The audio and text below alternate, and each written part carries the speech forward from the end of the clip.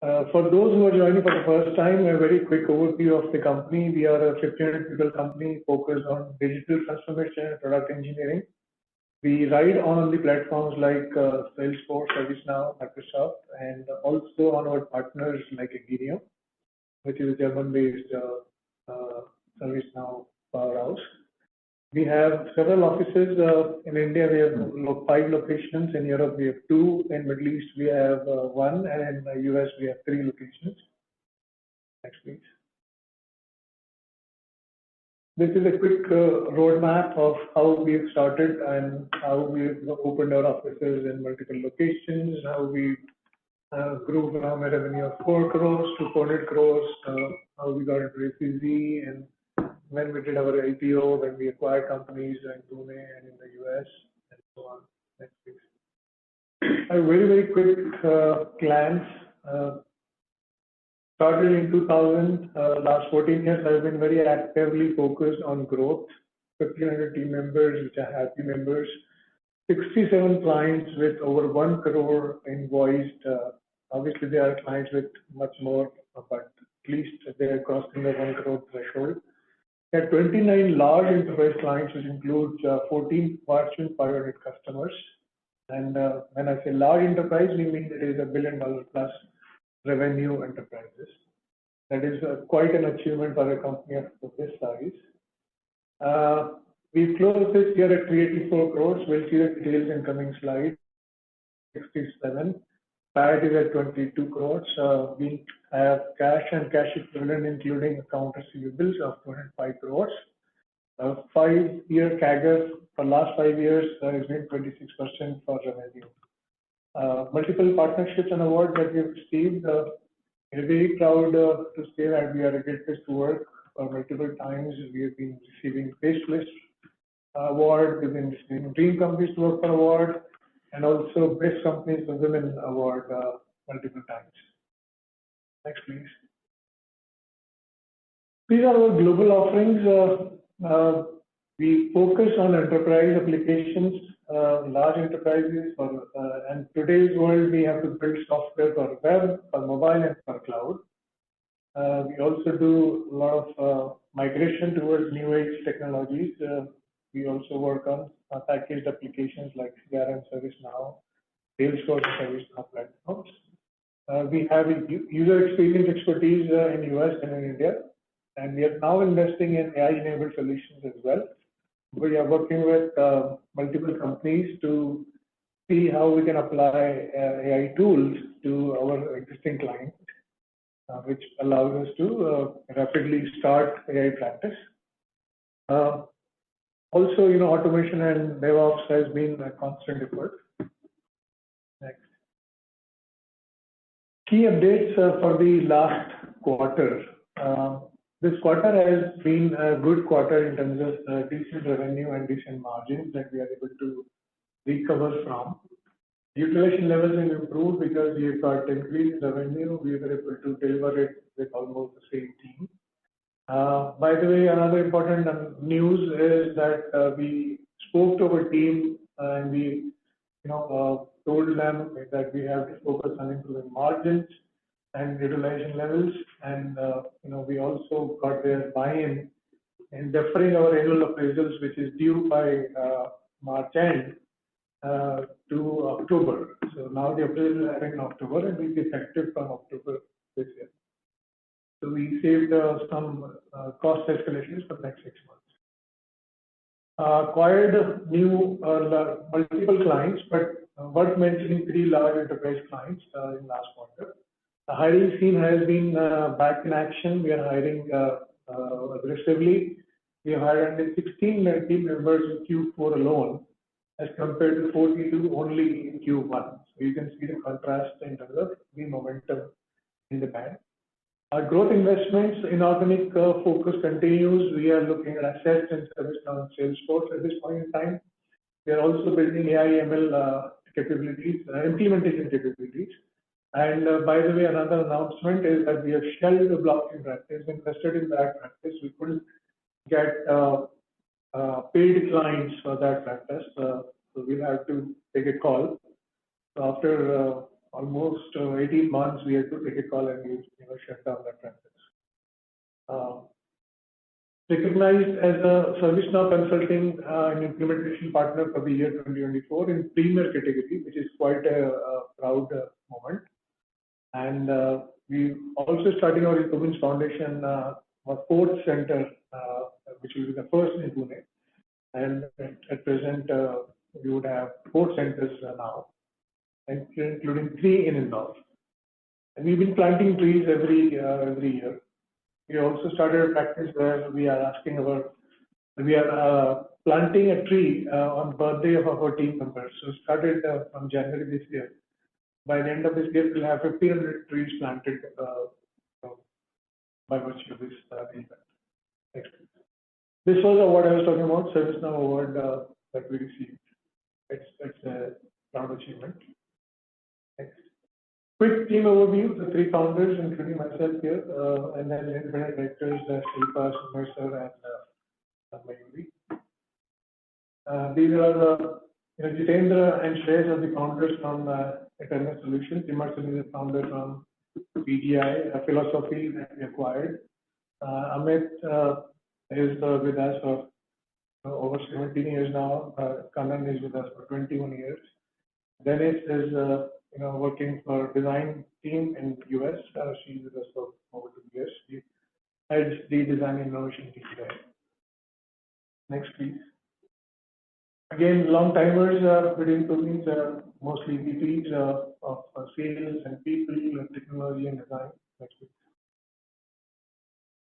Another set of VPs, these are very, very senior people which we depend heavily on in terms of building the organization and growing the organization. Next, please. Some of the clients, a lot of them are under NDA. We can't announce their names publicly, but they've been with us for many years. ALM is a very large company. It's American law media.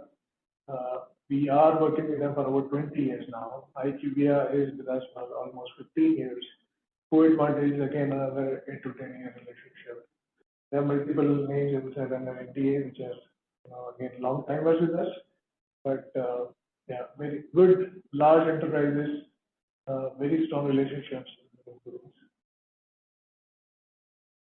All right, so here is something that we publish every year. Last year we published this data, and now we are extending it again this year in the annual report, annual results.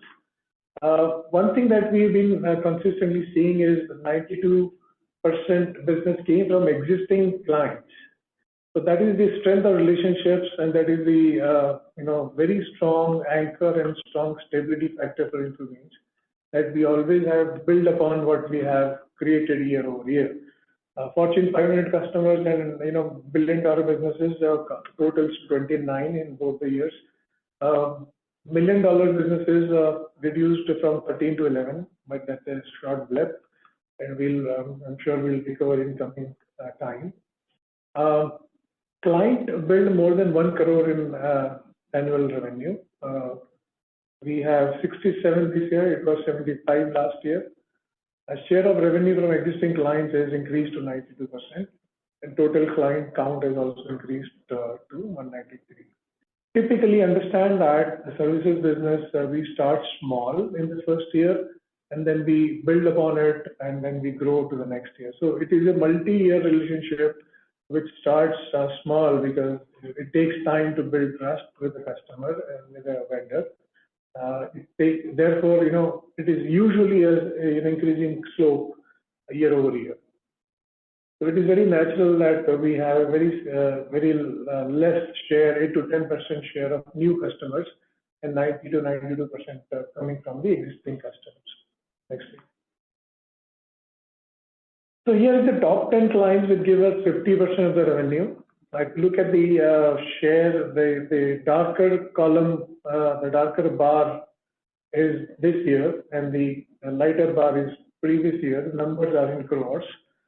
So the client one gave us 5 crore previous year. This year they gave 17 crores in revenue. Similarly, client two, so on and so on. We have on the top row, you would see the growth in terms of percentage from previous year as a base. So the first client grew at 231%, which is more than 3 times. And then the other clients in the range of 38% to 9%. There are 3 clients which degrew 3%, 7%, 16%. But put together, the total of top 10 gives the share of top 10 clients is about 50%. Other interesting data is that these customers give us the average tenure of these customers is 9 years. Where I said, one client is at least 20 years plus. So it's quite a strong depth of relationship here. Next. This is another interesting slide we came up this time, which is talking about absolute revenue growth in clients. And this is, essentially within the top 20 clients. If you look at it, the first client, again, absolute terms, we grew 12 crores in this client. Then the client number 2, the bar number 2 is we grew absolute terms 8 crore rupees from what it was previously. So if you look at it on the top, these are the absolute growth, and the second row is the percentage growth, and these are clients within the top 20. So again, as I said, services business starts small and then it grows rapidly over the years, which is what is being reflected here. 9 out of 10 of these clients are repeat clients. So, we continue to generate more business from them. Next, please. All right, so here we see the quarterly numbers. If you look at the March 24 number versus the March 23 number, there's a year-on-year change of 3 crores on the revenue side. There's a 5 crore of increase in EBITDA and about 4 crores of increase in PAT on a YY basis. When I look at Q-on-Q change, the numbers are positive here as well. From 94 to 100, from 1621 and from 6 to 9. So the numbers are good on a quarterly basis. In the USD terms, the revenue increased by 2% Q on Q. Next, please. Here are some more details here and some more commentary. If you look at it, the revenue increased from 89 to 97 on a Q on Q basis. Which allowed us to improve the margins and utilization levels. That is how the EBITDA and PAT numbers have started to improve. Another thing that I wanted to highlight here is if you look at total expenditure, we kind of maintain the total expenditure at almost the same number, which is again a lot of effort and a lot of, I would say, optimization exercise. So we're seeing that we are able to bounce back on our margins if we are able to generate enough revenue on the overall basis. Next, please. This is the yearly snapshot for the total year. So last year we did 399. This year we fell short by 15 crores. So we did 384. EBITDA was 85 last year. We did 67 this year. So again, a drop here. And PAT is 36, it was last year, 22 is this year. There is a drop here as well. Essentially, the drop is purely on the revenue side. If you look at the revenue drop, it is equivalent to the drop in the PAT numbers as well. So, same team, can deliver higher revenue, and therefore, if we generate more revenue, we'll be able to recover the PAT margins as we had previously. Next, please. A more detailed here commentary. As I said, look at the total expenditure row. We are almost similar expenditure levels, and therefore, any increase in revenue would definitely hit the bottom. Will improve the bottom line. So the first 3 quarters of the year were poor. We were, seeing slowdown in terms of demand, in terms of top 4 or 5 customers slowing down. Creating a lot of impact on the revenue as well as the bottom line, and definitely impact on the utilization levels. Another important factor is the PAT, the tax numbers have increased for us because of our one office is totally out from an SEC exemption limits. We completed 10 years there. The second office we completed 5 years. So the exemption of 100% has dropped to 50% of our income tax. So therefore, the tax incidence is higher now for us, which is going to be the case, in moving in future as well. Next. This is a margin movement exercise. If you look at it, we had lesser revenue when we saw the expenditure remains almost the same. The base for March 23 was higher and base for March 24 is lower. Therefore, there is an increase in team expense of about 3%, 300 basis points. But on the absolute terms, the numbers are same. We are investing in sales and marketing, which is reflected here. We also have lesser provision of bad debts this year versus what it was last year. There's professional services cost that is been there, and other expenses also are there. So essentially, this is how the margin has moved. Next, please. All right, so we are on the balance sheet here. So there is a non-current assets reduction primarily on account of drop in intangible assets. We have impairment exercise that we do every year. Under that, we had certain impairment for the acquisition assets, which are goodwill and intangible assets. And then the profits got added back to reserves. That is another thing. And so there is a payment to Eternus founders this year, which was due for March 23 earnouts. And then March 24 earnouts has been written back because they did not meet their threshold.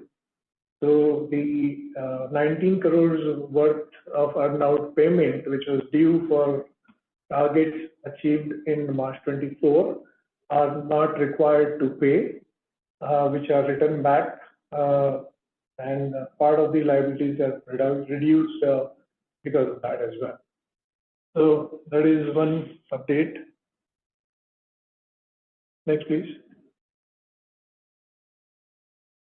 Segment, I think more or less 50-50 on digital transformation and product engineering. My business, ICL, which is the Salesforce business, brings 18% of the revenue. Geography-wise, we are almost 70% in US. Europe is increasing its share. It is now 16%. It has grown very rapidly. Middle East has also grown at 8%. And India, including Singapore and other locations, Asia Pacific, is about 7%. So here the revenue charts, PAT charts, and EBITDA charts. We've grown in last 5 years from 165 to 385. Last year, the drop as compared to last year. Profit, we keep maintaining our stance that profit in FY21 and FY22 was abnormally high. 14% is what we usually suspect and usually maintain. We took a conscious call in terms of riding on the growth wave on COVID times, during COVID times, which is where we battled high attrition as well as increased cost in terms of hiring new set of people. We absorbed that, and therefore the margins got reduced. But if you look at the real outcome was increase in revenue. And we are now inching towards bringing back the both EBITDA margins and PAT margins comfortably back. ROE is going to affect because of low margins, so that is an outcome that we can't help at this point in time. Next, please. Some of the activities, I would like your attention to each of these three slides, three pictures here. The first one is a thank you note to our key performers on the support side. These are the people who work quietly, hardly gets recognized. But here we made an attempt and put a full size hoarding on the main streets of Indore. The second was ServiceNow Superstars, where these are the top leaders of ServiceNow practice. Each one of them would have spent more than 10 years with InfoBeans now. The third one was bringing the mommy back to workplace. So the women members who recently have become mothers, we have opened crash in our office and we invited our moms to return back to office and work from office and at the same time have their kids in their sight. So these are the three important recognition that we did for a different set of people in our company. Next week. A lot of activities, attending a lot of events, doing a lot of leading some of the events and hosting developer meets in Indore, Pune, Mumbai, Chennai, other locations, and participating in a lot of events just to increase our visibility and enhance our reputation in that space. Attended Dreamin events as a Salesforce event in Philippines, user experience event in New York, and then Emerson was a speaker there. Emerson was a speaker here in an Innovation Summit in Boston as well. So the celebrations that we do, we did another interesting celebration where we invited female team members along with their moms to celebrate Women's Day. And that was a successful event. It was highly appreciated by the participants. And by the way, these are the updates of the last quarter. This is not the update of the year. So just to keep that in mind. Yeah. So this is the InfoBeans Foundation. We have 4 centers now, 3 in Indore, 1 in Pune, and put together we are doing 200 students. By June, we'll have another 40 students in Pune that will start. So 240 students are being trained for free to become software engineers, and essentially 80 to 90% of them get placed once they complete their 1-year course. That's a very prestigious program for us. We are very happy with the outcome, and we have seen people grow from zero, BCom graduate, grow from zero to 18 lakh rupees of salary in 3 years straight after this course. That's a pretty strong outcome that we are seeing from this program. Therefore, we are expanding it aggressively and opening up in Pune as well. Planting trees in various locations and other exercises that we do. Next. And this is the price data mandatory slide as of March 31st. Next, please. And go back. The promoter stack, remains. It slides gradually. It reduces gradually on the account of issuance of new stock options every year. But by the way, promoters have not sold anything in the market since we went public. Next, please. That's pretty much it. I hope I did justice to reduce to not focus much on the business, but allow a lot of time for Q&A. So let's open it for Q&A. Thank you, Avinash. Would request participants to kindly raise their hands to ask the questions, and would also request that kindly restrict the number of questions to 2. The first question comes from the line of Devrat. Hi Devrat, how are you?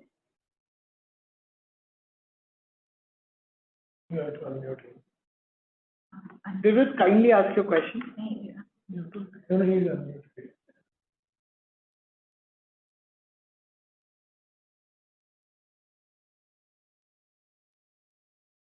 Devrat, you have to unmute yourself and then speak.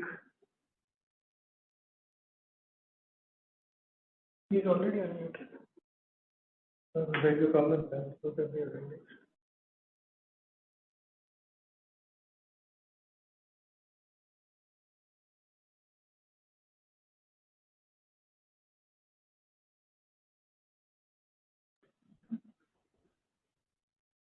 No, I think Devrat, we are not able to hear you.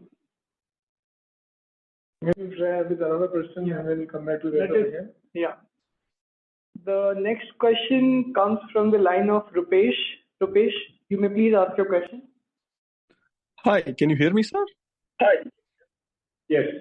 Yeah, okay. I have quite a few. Let's see. You said limit of 2. So first question, sir, is can you maybe in general talk about environment in US and other market? Interest rates haven't come down. Generally, what we understand is essential kind of technology transformations. Those kind of projects are going through, but discretionary customers are holding back. So you can talk about environment specifically for us and our clients. And then in that context, Sure. Can you also, talk about little bit about what is your order book or total contract value as of today, and in also in terms of your bid pipeline? That would be question number 1.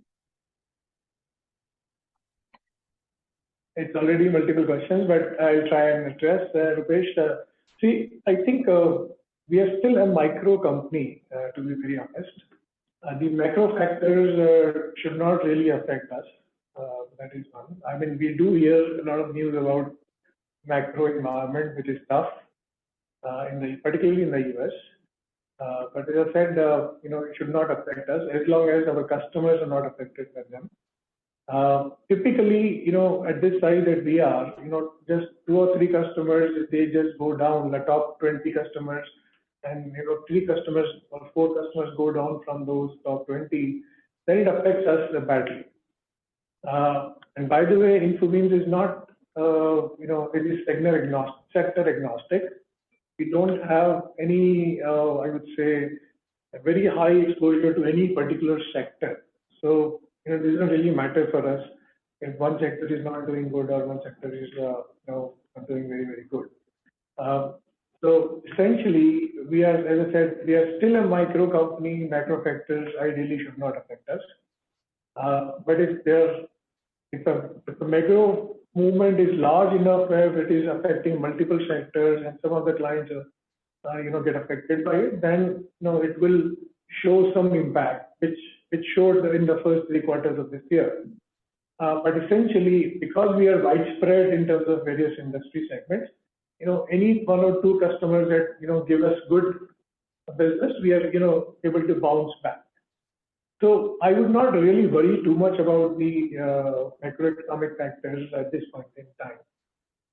From the order book point of view, we don't really publish those numbers, but I'm seeing very good signs, and I mentioned in my prelude that there are 2 important signs for an IT services company. One is demand scenario, as we see the demand is starting to improve. Second is the ability to hire people at a faster pace. We've been increasing our hiring momentum to fulfill the need that we have. Plus, we have struck multiple partnerships that is allowing us to grow sustainably. One is Aginio, which is AGINEO, as pronounced as Aginio. It is a ServiceNow player based in Germany, and is part of a much larger group called as Materna. They are aligned. They are associated with us for a multi-year relationship, where they've projected certain demand factors for us, and we have assured them to create, so we create a team by way of by hiring people, by training them, by pulling it out from internal projects or internal team members from various projects and providing it to them as a part of our long-term commitment to them.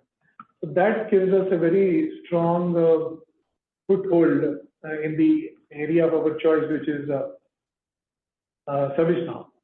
And that is why you see the German revenues are showing up. The growth is coming from that particular market as well for us. So multiple factors are playing up in terms of demand. You saw those 2 slides, top 10 customers and high growth customers. And there are good signs here where each one of them are showing good momentum. So I think you can't single out a certain trend or certain pattern or certain sector that this is doing good. I think things are changing for us within our own client base where they are growing well. Okay. I hope I So gave you some thank idea. you. Thank you for that very detailed answer. Maybe one follow-up to that is we have our long-term, aspiration to double our revenue in 3 years. And, based on multiple factors, environment, talent, all that, whatever happened, I mean, FY24 turned out to be, the year of consolidation. So would we resume our, journey back in FY25? That's a follow-up to that. And then the other question is, this in many years, if I look at InfoBeans 10-year history, our margins have been 18 to 22% range, right? But this in 24, we really got, caught off guard in terms of our margins really went down. And this challenge is not like a one-off. I mean, as you keep growing for multiple years, this pyramid management and, maintaining a sustainable margin, this is going to be there for you for 10 years, 20 years, 30 years. This is a challenge of, underutilization or running out of talent. This is going to keep coming.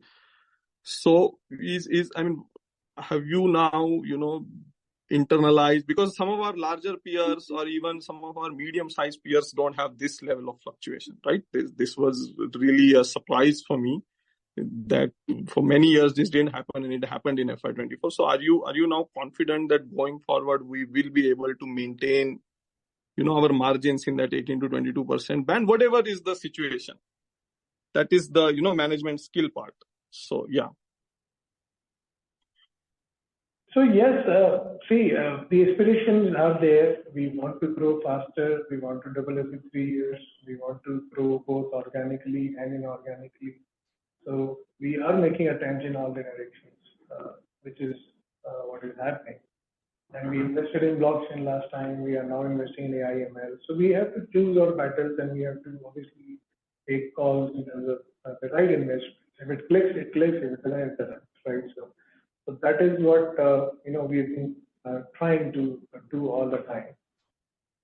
Organic also remains as a very strategic focus for us. We definitely are waiting for the right target at the right price. We don't want to overpay just because we have money in the bank, just because we have to deliver that promise of doubling every 3 years. We are sticking to our principles, and we are conscious of buying the right thing, which is right in the long term, rather than worrying about doing right in the short term. We also worry about long term. The second point that you talked about was how can we sustain the margins? How can we bring back the margins, EBITDA margins to 24%, or PAT margins to 14-15%. So we make constant effort, and I think in last 2-3 quarters I did mention that the organization has to run at a certain size and scale. Without that, and it has its own setup. Let's say a certain base level of expenses that we have to do, even if there is a drop in revenue or stuff for a short time.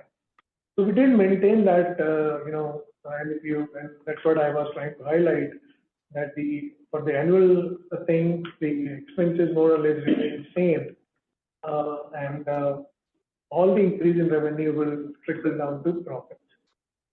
We did talk about increasing rates for our customers in the past, and we've been able to do that successfully for quite a majority of them. We talked about balancing the pyramid. We talked about cross-training people so that they do more work, or they are not lying idle in one project gets over. They can transition to new projects with adjacent skill sets. So we are investing in those things. We're investing in automation. We're investing in tools and frameworks that allow us to deliver at a faster pace and reduce the time to delivery, so that we improve our utilization levels again. So these are a lot of those things that we continue to do and continue to focus on efficiencies. So yes, it is a slow journey back to the higher margins, and we are working towards it. And I would believe that in a couple of years, we should be back on that margin level. Okay, thank you. If with your permission, maybe I can ask one more quick one. Let's have people in the queue. I think you can just rejoin the queue. Okay, sure. Thank you. Thank you, Rupesh. The next question comes from the line of Shashank. Shashank, please ask your question. Yeah, hi, sir. Can you hear me? Yeah, hi. Yes. Can you hear me? Yeah, Shashank, we can hear you. Okay. So, sir, last 2 financial year have been kind of stagnated in terms of your revenue performance. Do you expect FY24-25 to be a turnaround year for you? And you have stated that you have delayed the employee increments for the next 6 months. So, is this the reason for you to deliver better EBITDA margin this time? Is this a one-off, or do you expect the EBITDA margin to further improve from here? So, Shashank, the appraisal impact will come from next quarter. We just published March numbers. So March continued to carry the cost that was there. What we've done is we've deferred any increase in total cost, the salary cost, by 6 months. That will show up in June and September quarters. So that impact will be shown in coming quarters. What you're asking is whether we see this year as a turnaround year. I would say the kind of momentum that we're seeing in March quarter, the kind of numbers, the kind of demand and the hiring that is happening, I'm positive that this year looks pretty good. Okay. Thank you, sir. Thank you, Krishna. The next question comes from the line of Rajesh. Rajesh, you may kindly ask your question. Yeah, thank you. First of all, congrats on a very good quarter. And as you have mentioned in your presentation, that we have shelved off our blockchain work basically. So, are there any other skills that you intend to add, something like cybersecurity or electric vehicles?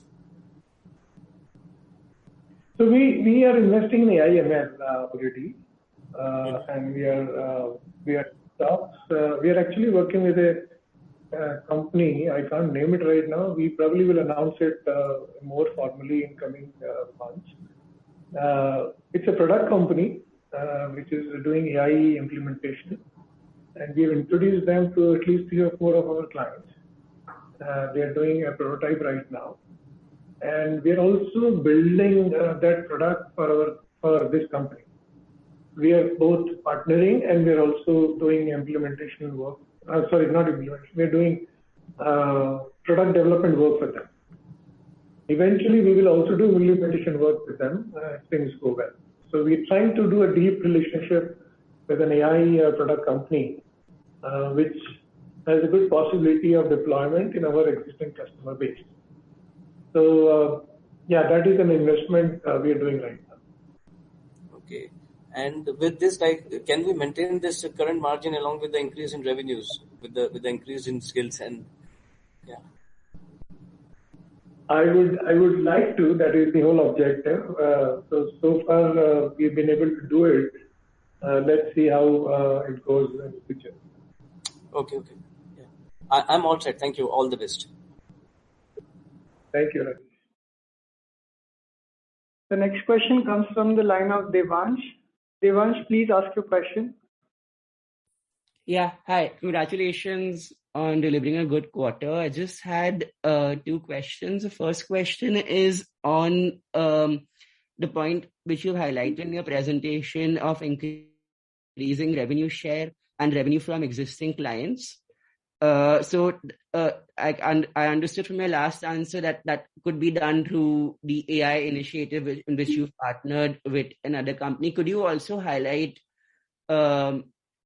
how else have you done upselling or cross-selling to increase the share? Could you give an example? That'll be great to understand.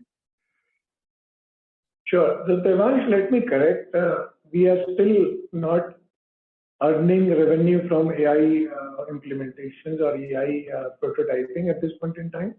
These are just trial things that are running with our clients. If they are happy, they will give us the project or work, which we will bill in future. There is no revenue coming from AI at this point in time. The increase in current clients is by way of delivering more work to them by, typically, as I mentioned earlier also, services environment is such that you start small and then you gradually build upon it. So some of the new customers that we acquired over the last couple of years, they are also growing now. Some of the clients which paused their work, early 23, 24, early 23 and mid 23, they are now restarting and continuing with more work. So it is the growth and our ability to service more things. For example, in a client where we were doing non-Salesforce activity, now because we have Salesforce capability, we are able to do Salesforce work for them as well. Similarly, those Salesforce clients which we were not able to do other customization, we are now able to do those cross-selling also to them.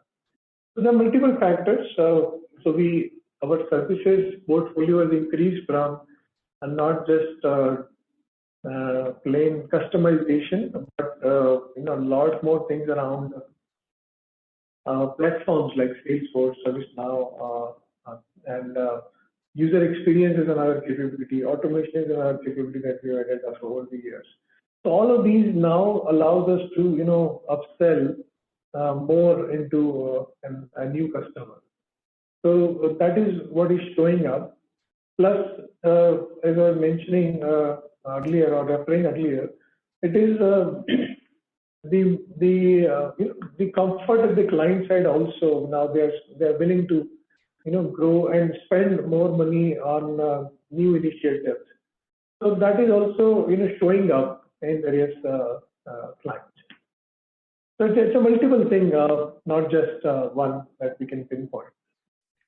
Understood. Thank you so much. The other question was just in the addition of new employees for the last financial year, because I remember earlier you had highlighted a couple of years back that hiring and growth in new employees had slowed down. So you can just give us a number in what the addition of new employees was over the last year? Last year, let me check. I don't have numbers on top of the last quarter. In Q1, let me give you broad numbers. So I think we were 1,600 people when we ended March 23. We are 1,500 people today. So we probably lost people rather than adding net numbers in the last 1 year. This year, and I think last 3-4 months, I'm seeing net addition increasing month by month. We're losing certain people, but we are adding a lot of new people on top of it. So to give, I don't have exact number per se, but as I said, 1,600 people plus a year ago to 1,500 people today. But now in the last 3-4 months, we are going net addition positive and with a large number. So I think in March quarter, we were about 50 people net addition. We added 116. We probably lost 60 odd. The 50 plus is the net addition for the last quarter itself. Thank you. Understood. Thank you. That's all. Thank you so much. Yeah. And these are all experienced people. They're not freshers. Okay. Understood. Thank you. Yeah. Thank you.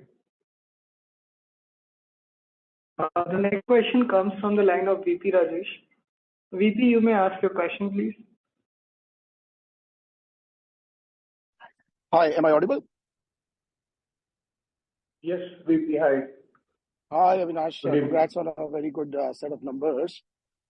Just a question Thank on you. the employee expense. If you look at March quarter over last year's March quarter, the number has come down by 2.5 CR or thereabouts. So is it because you have dropped some high cost subcontracting people, or is there general, like the reduction you were just talking about, which has led to that improvement in the number? Yeah, so there are two, three things, VP.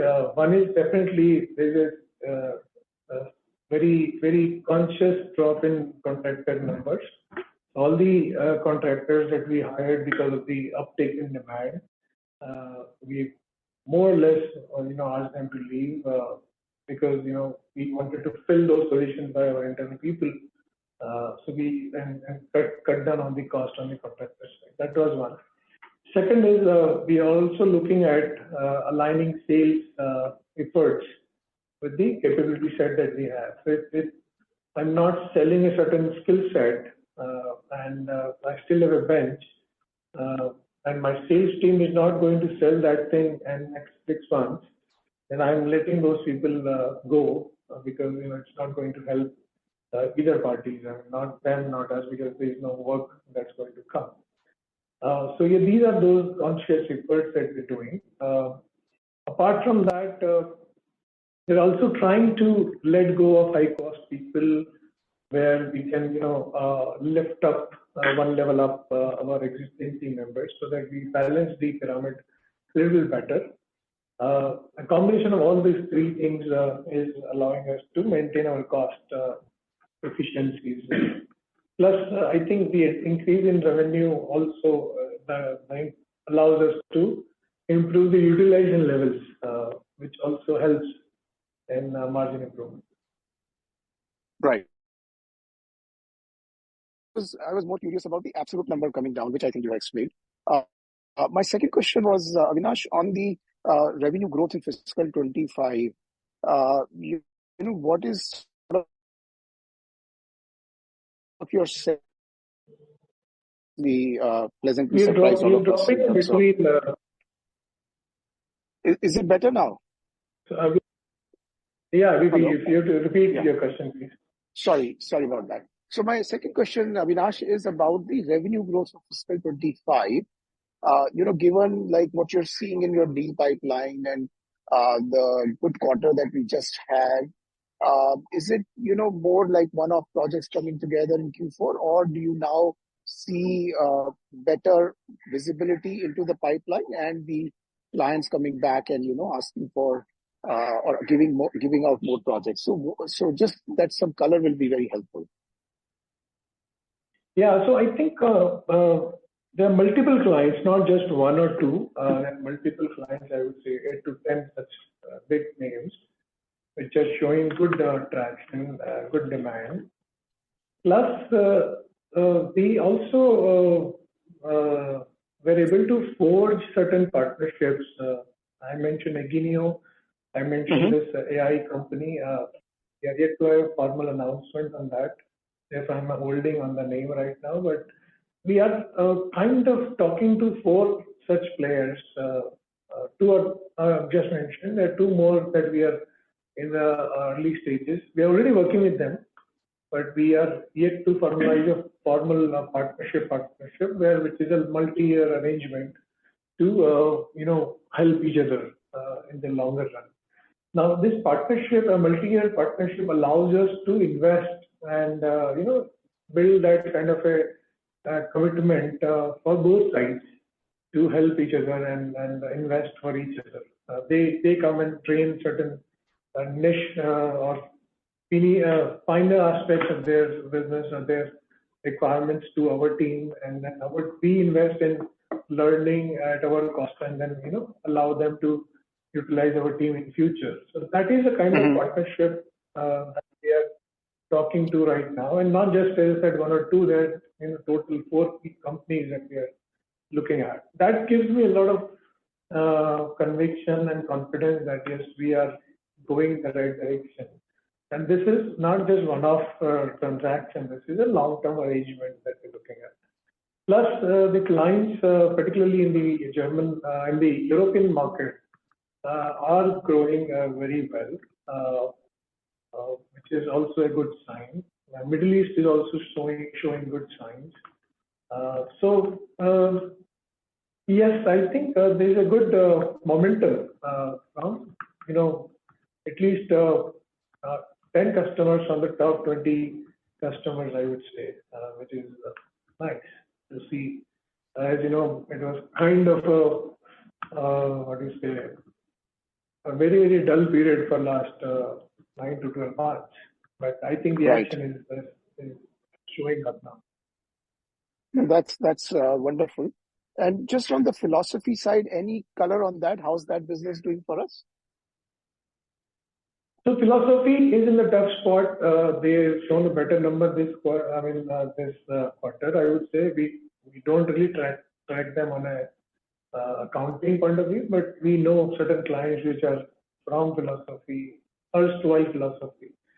So they are showing a decent sign at the same time, but they are still long way to cover. Got it. Great. Thank you and all the best. Thank you. Is Devar there? I think he I had an exchange over the. Okay. All right. We have just few questions in the chat box, though we are at the top of the hour. Avinash, you may want to quickly reply to them. Sure. Please go to the Q&A. Wait, Q&A. Q&A, yeah. I think the first one you have answered already. Right. Second one, you might want to clarify that the performance. No, so Saurabh, I see this. So the question is, this quarter performance has come mainly due to write back of interest payment. Don't know whether it is good or bad as targets are not met by them. So definitely it is bad that they could not meet their targets. But let me also tell you that it has not impacted P&L. It is mostly impacted balance sheet. So you've reduced the liability by that quantum. So I think it has nothing to do with the performance on the P&L side. But yes, we are unhappy that they missed out their earnout, and that is not really a good sign for us. Any inorganic growth in near future, cash is a decent for inorganic opportunity. Saurabh, yes, as I said, we constantly look for we constantly look out for inorganic opportunities. We don't want to do just because we have money in the bank and just do a random crazy inorganic acquisition. We are cautious about it, and we'll take our time, and it has to come at the right valuation that we can do a recover the cost in 4 to 5 years of their EBITDA numbers. So it will take time. Can we do another buyback? I would refrain from a buyback at this point in time. What is the outlook of revenue growth and margins for 25? Varun, I think we talked about it already. We avoid giving numbers, but the outlook is positive for both revenue growth and margin growth. Sort of again, margin compression we explained many quarters now, mainly due to salary hike. When can we see revenue growth coming back? Revenue growth is starting to show up. Sort of this quarter has been better. Margin improvement will happen, and it is already showing up. So I think we are on the track. Next, please. All right. Yeah. All right. Over to you, Ruby. Yeah, thank you, Avinash. And thank you everyone for joining this earnings call. Now you can disconnect your plans. Thank you again. Thank you everybody for your participation and your interest in InfoBeans on this call. Thank you. Bye-bye.